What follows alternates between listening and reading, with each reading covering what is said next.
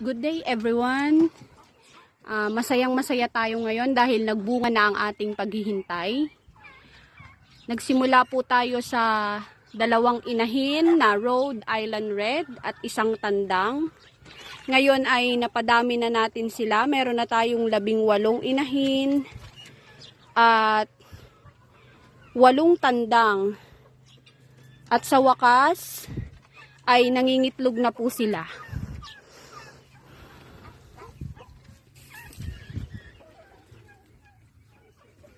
Out of 6 na inahin, ngayong araw ay meron tayong 4 na itlog sa ating pugadan. Nakakatuwa na nagbunga na ang ating paghihirap at pag-aalaga sa kanila.